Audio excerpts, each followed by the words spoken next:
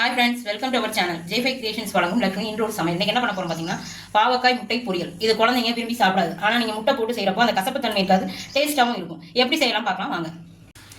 இப்போ ஒரு கடாயில் எண்ணெய் ஊற்றி வச்சுக்கோம். 2 ஸ்பூன் எண்ணெய், கொஞ்சம் கடுகு போட போகிறோம். இப்போ இது பொரிஞ்சோன்னே வெங்காயம், ஏற்கனவே ஒரு வெங்காயம் வெட்டி வச்சுருக்கேன். வெங்காயம், தக்காளி, கருவேப்பிலை வச்சுருக்கேன். இதை போட போகிறோம்.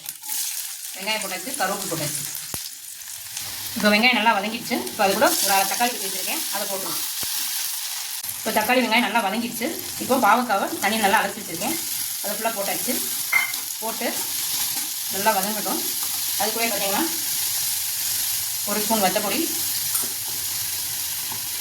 கொஞ்சோண்டு மஞ்சத்தூள், ஒரு அரை ஸ்பூன் உப்பு, இதை போட்டு நல்லா கிண்டிட்டு தண்ணியை ஊற்றாமல் மூடி வச்சுருவோம். ஒரு 10 நிமிஷம் கழிச்சு பார்க்கலாம். நம்ம இப்போ முட்டை உடச்சி வச்சுருக்கோம். பாகற்காய் வந்துருச்சான்னு பார்க்கலாம். பாவக்காய் நல்லா வெந்துருச்சு. தண்ணியே ஊற்றாமல் நல்லா சுருள வெந்துருச்சு.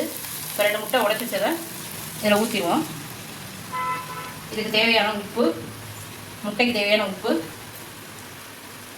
மிளகுத்தூள் இதெல்லாம் போட்டு இதில் சிம்மில் வச்சு நல்லா இதை கிண்டிடுங்க.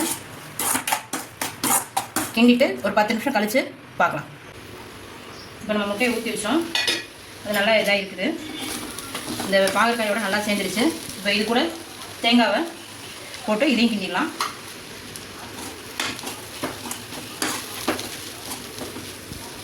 இப்போ இதுக்கு எல்லாம் தேவையான உப்பு, காரம் எல்லாம் போட்டாச்சு.